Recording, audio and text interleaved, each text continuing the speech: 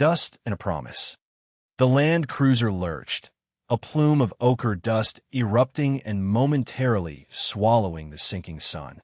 President Traoré, a man usually unbothered by minor inconveniences, felt a prickle of annoyance at the ever-present grit blanketing Burkina Faso. He swiped at his forehead, smearing the red-brown dust across his skin. The Yako meeting had been fruitful, yet the villagers' faces haunted him, marked by hardship despite their brave smiles. Then he spotted them, a small knot of figures beside the road, framed by the gaunt limbs of a baobab. A slender but dignified woman and 3 children, clad in patched and faded garments, their eyes wide with a blend of hope and trepidation. "Halt the convoy," Traoré commanded, his voice slicing through the engine's hum. The vehicles braked hard, raising another cloud of fine particles. Soldiers, their expressions taut, moved to secure the area, weapons at the ready. Traoré gestured them back, alighting from the vehicle. A wave of intense heat washed over him. He approached the woman, his expression softening. "Bonjour, madame. How are you?" The woman, her face a roadmap of early wrinkles, offered a slight bow. "Bonjour, Monsieur le Président. We are surviving." Her voice barely registered. "What are your names?" Traoré inquired, his gaze drifting to the children. A boy, maybe 8 years old, stood protectively before his younger sisters. "I'm Hawa Diallo. This is my son, Issa, and my daughters, Fatima and Aminata." Traoré knelt, meeting their gaze. "Hawa, what troubles you? I find you here by the roadside. Is something amiss?" Hawa hesitated, her eyes darting between Traoré and the armed guards. Issa gave her arm a subtle nudge of encouragement. "My husband, he was a soldier. He perished fighting the insurgents in the north." Her voice wavered. We were promised that the government would look after us, that his children would be secure." Traoré's face tightened. "And nothing, Monsieur le Président. Absolutely nothing has materialized. No assistance, no support for school, no allotment of land. We subsist on what little I can make selling shea butter at market, but it's not sufficient. We are going hungry." A steely resolve entered Hawa's voice, born from desperation. "They pronounced my husband a hero, but his children have been discarded." He straightened, his gaze sweeping across his security detail. "Who extended this promise?" "Hawa Diallo, the regional administrator, Monsieur le Président. He visited our village after the funeral. He spoke of the nation's debt to us." Traoré turned back to Hawa, his voice measured and firm. "I assure you, Madame Diallo, this matter will be investigated thoroughly. I will uncover who made this pledge and why it was disregarded. And I will ensure your husband's valor is recognized." He reached into his pocket and withdrew a thick bundle of CFA francs. It was a considerable amount, enough to keep the family sustained for several weeks. He placed it into Hawa's hand. "Accept this. It is only a small token, but it's a beginning." Tears welled in Hawa's eyes. "Thank you, Monsieur le Président. May Allah protect you." As Traoré re-entered the land cruiser, a slow burn of anger took hold. This wasn't merely about a broken commitment to a single widow. It spoke to a deeper rot, the crumbling of trust, the betrayal of those who had given everything for their nation. The swirling dust enveloped the departing convoy, carrying with it the heavy weight of neglected responsibilities. He knew, with absolute certainty, that this encounter would be a catalyst. It had to be. A seed of doubt. Dust devils mimicked the tempest brewing inside Traoré as the presidential convoy sped onward. Hawa's hollow visage, an indelible portrait of sorrow that seemed drawn from the very dust of her collapsing home, remained stubbornly imprinted on his mind. Her story, a heart-wrenching lament of broken pledges and unmet necessities, jarred against the celebratory fanfare he was desperately trying to orchestrate. The assurances given to her, the solemn vows of aid for her orphaned children, all appeared worthless. He gazed out at the passing landscape, the ochre plains dissolving into a repetitive blur. The parched savanna, usually a beacon of strength and latent possibility, now felt like a desolate, unforgiving realm where hope withered and died. He recalled the quaver in Hawa's voice as she recounted the assistance never rendered, the land lying fallow, the children going hungry. The official accounts sang a different tune, a bright, optimistic ballad of efficient delivery and grateful beneficiaries. A vast gulf separated the paperwork from the grim reality he had personally witnessed. Returning to the sterile perfection of the presidential palace, the polished stone and muted atmosphere felt like a cage. He summoned his most trusted advisors. Colonel Zongo, his rock-solid head of security, a man whose fealty was as unwavering as the palace's foundations, and Minister Konate, the finance minister, a brilliant, if exacting, economist renowned for his microscopic attention to detail. "I met with a widow today," Traoré began, his tone gravelly, the wife of a fallen soldier. "She's seen none of the support she was guaranteed. I fear this is not unique." Konate shifted uncomfortably in his seat. "Mr. President, there have been complications in execution. The sheer scale of the territory, I'm uninterested in excuses, Konate," Traoré retorted, his eyes fixed. "I want answers. I want to know where the resources are going and why they are failing to reach those they should benefit." He tapped his knuckles on the gleaming table. "Our soldiers sacrifice everything for this nation. Their families deserve more than empty gestures and bureaucratic neglect." Zongo, ever practical, spoke next. "Mr. President, a full inquiry might be destabilizing. It could stir resentment, expose weaknesses, which is precisely why we must tread with extreme caution." Traoré countered sharply. "No grand pronouncements, no public accusations.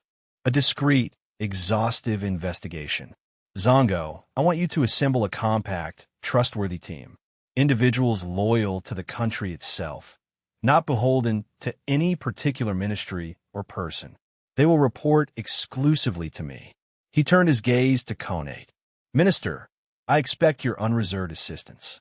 Complete access to all financial records, distribution logs, everything. No obstruction, no prevarication." The seed of suspicion had taken root. An unwelcome, bitter seed, but one Traoré knew he must cultivate. The truth, however painful, was the sole foundation on which he could build a nation of fairness and justice. The faces of Hawa's children followed him. He could not, and would not, let them down. Whispers of corruption. The ledger sprawled on the table, neat columns mocking the deceit it contained. President Traoré bent closer, lamplight etching deep shadows onto his features.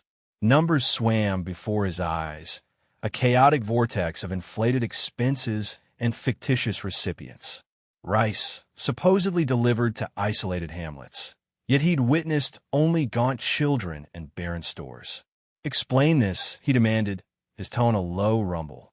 Beside him, Inspector Dubois, whose countenance had darkened each day this past week, shifted uncomfortably. "The documentation appears flawless, sir. Prima facie. However, correlating the manifests with fuel logs for the delivery vehicles reveals a glaring anomaly. The trucks simply couldn't have covered those distances with the allotted fuel." Traoré pressed a calloused finger onto the page. "And the names? The widows supposedly receiving these grants. Systematic duplication, Mr. President. Or slight alterations. Fatima Diallo, Fatimatu Diallo, Fatima Diallo so. Same residence, varying claims. We've also uncovered cases where payments were made to deceased recipients, long after their demise." The cramped office throbbed with unspoken accusations. Traoré rose and began to pace, the floorboards protesting beneath his weight. He pictured Hawa, her eyes hollowed by despair and malnutrition. The broken pledges, the shattered faith. "Round up everyone involved in the allocation of these funds," he commanded. "Each and every one, starting with Kareem." So the interrogations commenced at dawn. Jittery clerks, their gazes flitting nervously, whispered of Sao's extravagant lifestyle. A palatial villa overlooking the Niger sweep. A stable of imported vehicles. Rumors of graft and kickbacks, always tantalizingly out of reach. He insisted on personally vetting each application, stammered a young woman, her fingers a tangled knot in her lap. claimed it was for expediency. But he rarely interacted with the applicants. His assistants would present him with stacks of completed forms, and he'd simply endorse them. That afternoon, Traoré found himself facing Karim Sow, impeccably turned out in a pristine linen suit that likely cost more than Hawa's dwelling, sat across from him, exuding an unsettling self-assurance. "Mr. President," Sow began, his voice a silken glide, "I assure you, these allegations are unfounded. A smear campaign instigated by disgruntled personnel, perhaps. I have dedicated myself to uplifting our nation's widows." Traoré leaned in, his gaze unwavering and intense. "Your dedication seems primarily directed towards enriching yourself. Mr. So, I visited a village yesterday. I witnessed the fruits of your uplifting. Empty bowls and betrayed trust." Sow's facade cracked momentarily. A glimpse of something vile and predatory flashed across his features before being quickly replaced by a practiced insincerity. "Isolated cases, Mr. President. Regrettable, certainly, but hardly indicative of the program's overall efficacy." Efficacy? Traoré's voice dropped to a dangerous register. "While widows wither, you erect mansions. While children wail for sustenance, you acquire luxury vehicles. This is not efficacy, Mr. So this is larceny. This is betrayal." He stood abruptly, signaling the guards stationed outside. "Take him away." The web unravels. The presidential office smelled of aged paper and unspoken suspicions, a palpable tension hanging in the air. Ibrahim Traoré surveyed the documents strewn across his mahogany desk, each a documented deceit, a fresh stab at the heart of his revolution. Bogus invoices, inflated costs, fictitious recipients, a veritable cesspool of malfeasance lay exposed, festering beneath the facade of humanitarian aid. "Offshore accounts?" he finally uttered, his voice a low rumble. Colonel Yakuba, who led the investigation, offered a grave nod. "Several, Mr. President. Obscured by shell corporations, but ultimately leading back to Karim." So Traoré sank back in his chair, the leather groaning in protest. He pictured Sow, the silver-tongued minister of social welfare, who had so eloquently championed poverty reduction and national unity. The duplicity burned like acid. The witnesses? "We have sworn statements, Mr. President. Village chiefs forced to pay kickbacks for promised assistance that never materialized. Construction crews coerced into falsifying records under threat of reprisal. A former ministry staffer, now exiled, has also come forward." Yakuba slid a file forward. He alleges Sow systematically siphoned funds, channeling them into private coffers. Traoré picked up the file, his gaze drawn to the whistleblower's photograph, a young man with haunted eyes. He thought of Hawa, her face a roadmap of hardship, her children clinging to her tattered garments. Those misappropriated funds weren't just figures on a ledger. They were purloined hopes, squandered destinies. His fist slammed onto the desk, the sudden impact causing Yakuba to recoil. "Enough. This charade ends. Now, issue the warrant for Sow's immediate arrest. Freeze every asset he controls, along with those of his accomplices. A complete audit, down to the last cent, is what I demand." The room hummed with Traoré's suppressed rage. He rose and began to pace the confines of the office, his hands clasped behind him. "This transcends mere financial impropriety, Yakuba. It's a breach of faith. The people entrusted us. They staked their very lives, their aspirations on us. And Sow, he defiled that sacred trust. He exploited their suffering to line his own pockets." He ceased his pacing, his gaze hardening into flint. "This investigation will be transparent. The people deserve to see the truth, to grasp the magnitude of his betrayal. We will not conceal this corruption. We will unearth it, excise it, and ensure it never takes root again." As the sun dipped below the horizon, elongated shadows stretched across the room, sculpting Traoré's face, etching the visage of a leader betrayed, yet unbowed. The corrupt network was collapsing, link by shameful link. A president's fury. The summons, delivered by the impassive presidential guard, brooked no argument. Minister Sao was commanded to the president's presence without delay. The curt decree, devoid of explanation, instilled a fear that the oppressive Ouagadougou heat did nothing to alleviate. He had a premonition. Traoré stood before the immense window, the sprawling cityscape a testament to the lives entrusted to his care. He did not acknowledge Sao's entrance, the minister's usual bluster replaced by a hesitant nervousness. Minister So, Traoré intoned, his voice a deep resonance. Thank you for your promptness. He pivoted, his stare unwavering. I imagine you are cognizant of the hardship endured by Hawa Diallo. Sao's Adam's apple bobbed. A droplet of perspiration traced a path down his face. Madame Diallo? The widow of Sergeant Diallo? Certainly, Mr. President. A lamentable situation. Her application for assistance was, under review. Traoré ambled towards his desk, where a substantial file lay open. He lifted a photograph. The slick surface mirrored the light. It depicted Hawa, her visage etched with concern, her children clinging to her tattered garments. Under review? The sergeant perished 6 months prior, Minister. 6 months of hollow assurances while she and her progeny languish in penury. 6 months while the funds designated for her well-being, for all the families of our fallen soldiers, were misappropriated. The word lingered, heavy as a death knell. Sao's complexion drained of color. Misappropriated? Mr. President, I can assure you, there must be some misunderstanding. My ministry operates with complete probity. Traoré set the picture down, his gaze hardening. Probity? Is that what you term falsifying documents? Padding contracts? Routing funds to clandestine accounts through phantom corporations? I possess the proof, Minister. The banking records, the signed directives, all bearing your imprimatur. He indicated the file. The evidence is incontrovertible. So stammered, his self-assurance evaporating. This is a plot, an artifice. Someone seeks to incriminate me. His voice climbed in register, tinged with desperation.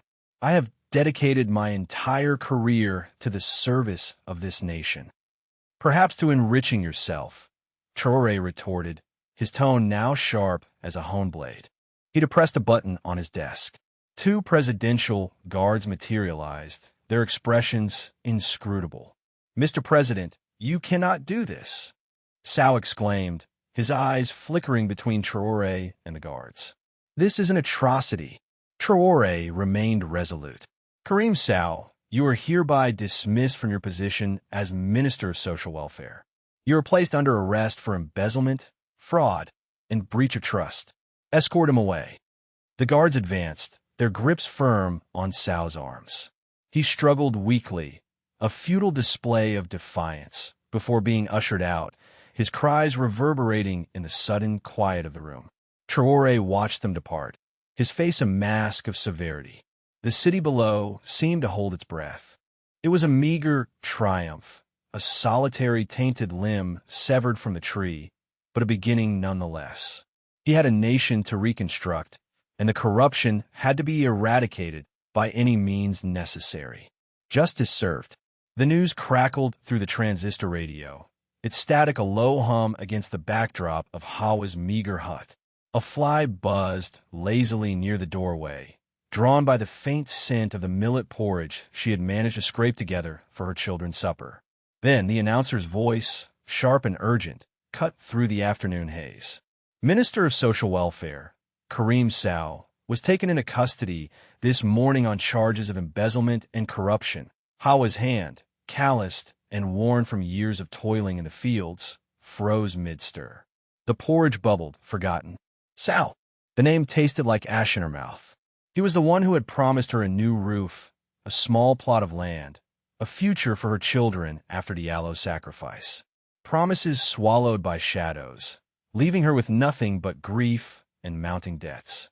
The radio droned on, detailing the evidence uncovered, phantom projects, inflated contracts, diverted funds meant for widows and orphans like her.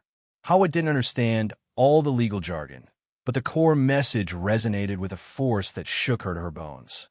He was caught. A wave of dizzying relief washed over her, so potent it nearly buckled her knees. She sank onto the dirt floor, the spoon clattering against the clay pot. Could it be true? Could there actually be justice? The children, sensing her shift in mood, crowded around her, their small faces etched with concern. She pulled them close, hugging them tightly. Maybe things will change, she whispered, her voice thick with emotion. Across the city, in the bustling markets and government offices, the news spread like wildfire. Vendors paused their hawking, their voices hushed with disbelief and cautious optimism. Civil servants, who had long whispered of Sao's illicit activities, exchanged nervous glances. Some rejoiced, others feared the repercussions of the power vacuum his arrest would create. The initial reactions were a chaotic blend of hope and apprehension. One man, remembering his own struggles to access the promised aid for his disabled brother, threw his hat in the air, shouting, "Traoré is truly a man of the people." A woman, who had lost her business to predatory loans linked to Sao's cronies, wept openly, her tears a mixture of joy and lingering pain. Social media exploded with commentary, some praising Traoré's decisiveness, others warning against a potential witch hunt. Even in the opulent villas of the city's elite, the news of Sao's downfall sent tremors. Champagne flutes were lowered, conversations abruptly ceased. Alliances were reassessed, escape routes considered.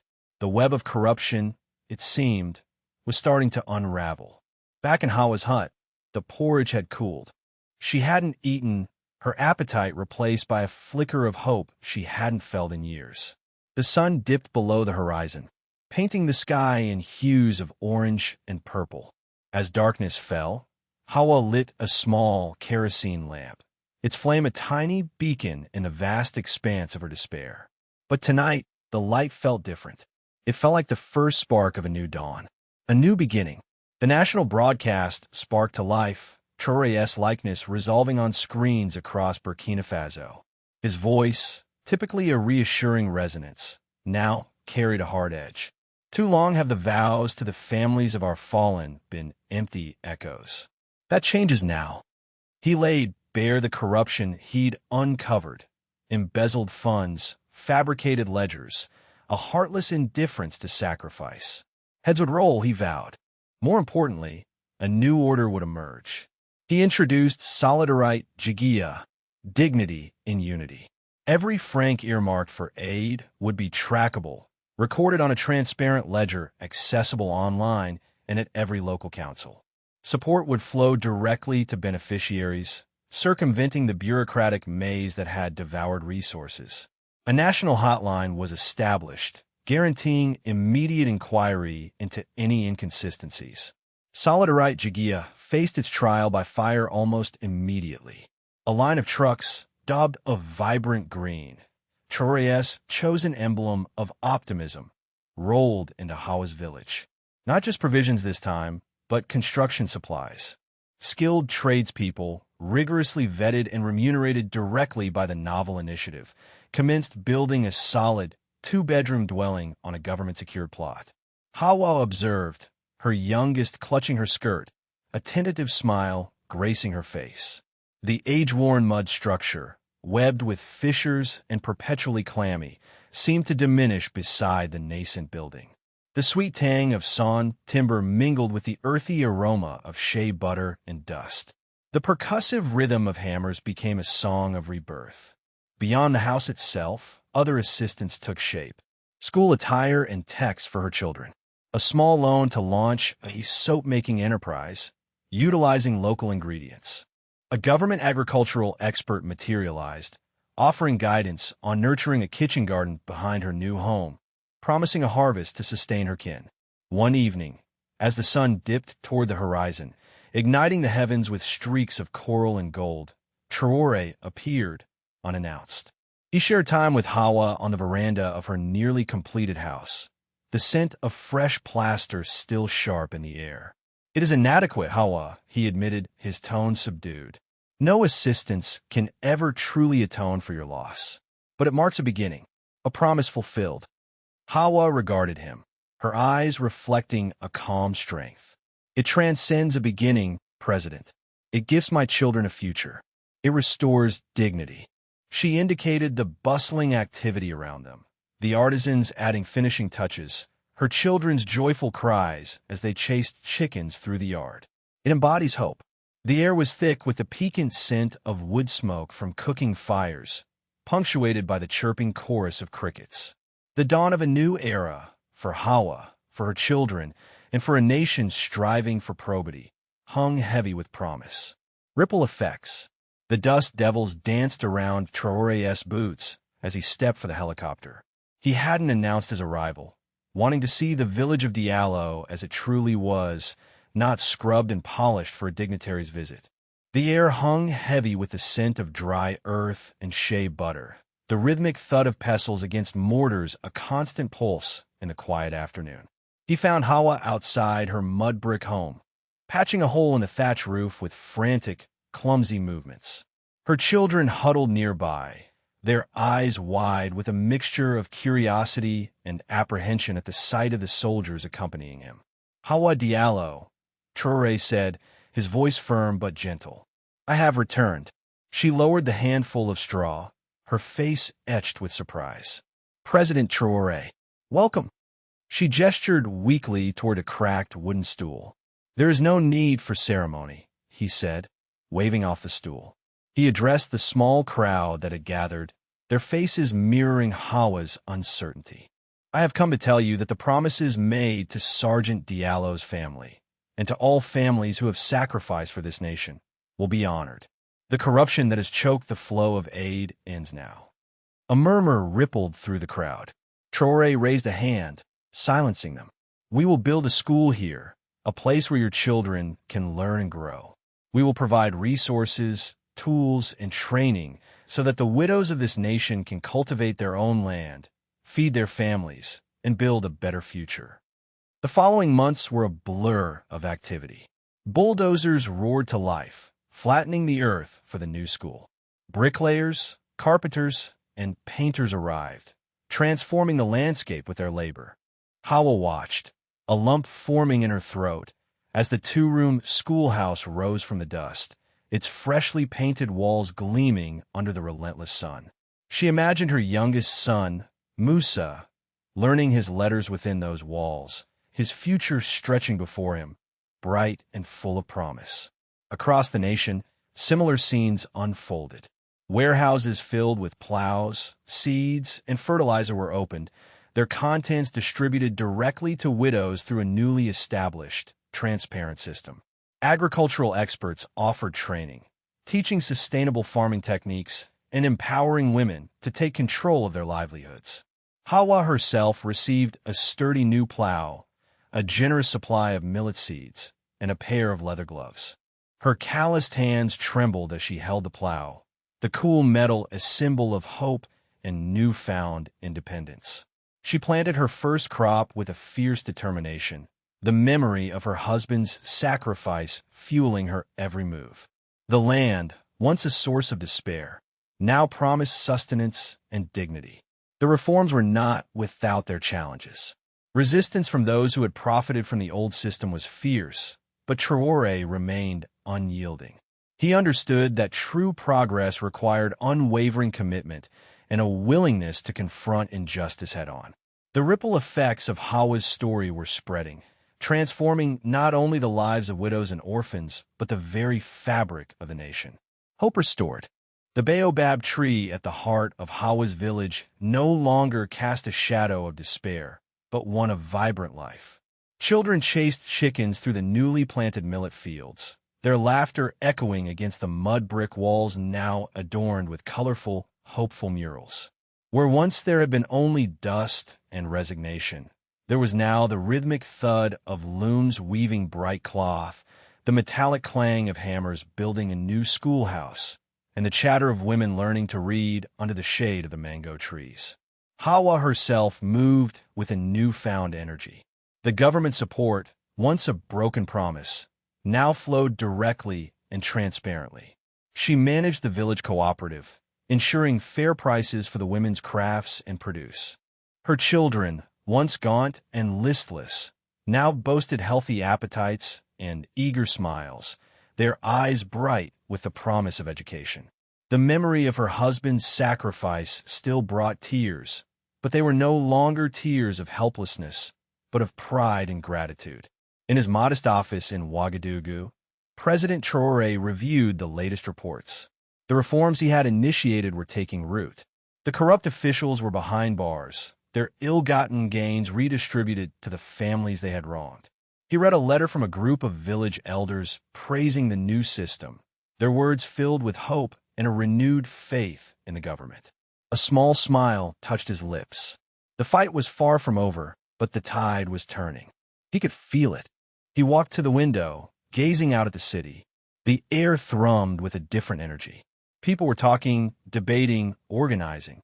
He had ignited something more than just reform. He had sparked a belief that a just and caring nation was possible. The day of national celebration dawned bright and clear. The capital was awash in colors, music, and dancing. Traoré stood on a simple stage, not in a grand palace, but in the heart of the city, surrounded by the people he served. He spoke not of power or glory, but of responsibility, compassion, and the unwavering pursuit of justice. Today, we celebrate not just survival, but our collective commitment to each other, he declared, his voice resonating through the crowd. We honor the sacrifices of our heroes, like Sergeant Diallo, by ensuring that their families are not forgotten. We build a nation where every child has the opportunity to thrive, where every widow is treated with dignity, and where justice prevails. As the celebrations continued, Traoré noticed Hawa in the crowd. He motioned her forward. Embracing her, he said, "This is your victory, Hawa. Your courage ignited this change." Hawa, tears streaming down her face, replied, "No, Mr. President. This is our victory. Together." That night, under a sky ablaze with stars, Hawa returned to her village. The sounds of laughter and drumming still echoed in the air. She looked at her children, sleeping soundly, their faces peaceful. Hope, once a distant dream, now bloomed brightly in her heart, a testament to the power of justice and the enduring spirit of a nation reborn.